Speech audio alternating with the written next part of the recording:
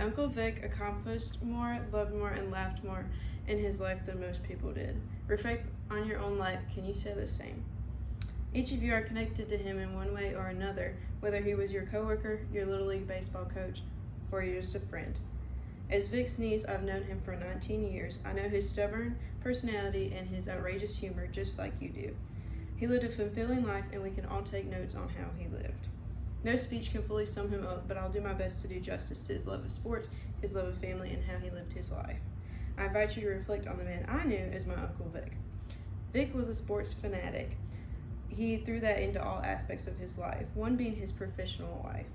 He began editing for a sports magazine, and then he moved to Mobile, where he worked for the Senior Bowl for over 20 years. He went on to be the general manager at Ladd-Peebles Stadium. This year, the Alabama Sports Writers Association gave him the Hall of Honor Award, the highest award that you can get from the ASWA. He was also a Little League coach. Since moving to Mobile, I've met lots of kids that he coached, and I've loved hearing all the funny stories. He also threw sports into his personal life. At family Christmas, we loved to play board games and trivia, and everyone always wanted him on their team so that we could do well on the sports category. He was a big Packers fan. Him and I would also often text that we could hear each other yelling across the bay once I moved to Mobile. An even bigger Cubs fan, he was so happy to see the Cubs finally win the World Series.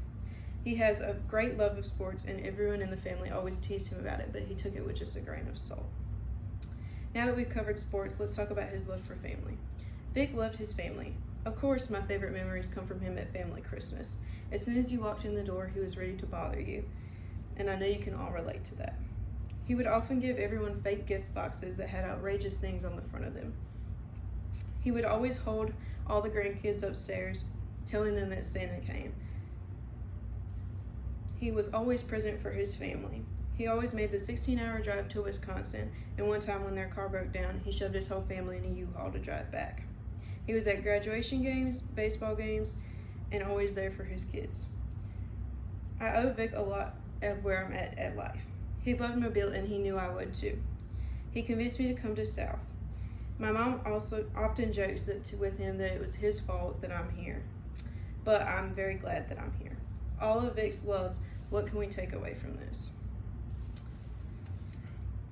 The first thing we can take away from Vic's life is to never do anything halfway. He put 110% into everything that he did. Fight until you can't anymore. Small things like hope that his team would win or that his trivia answer was right. He also fought for large things, like his battle with cancer. Don't be too serious. His humor was never missing, and I know that we all knew that. Let's circle back to the beginning and see how all the aspects tie together.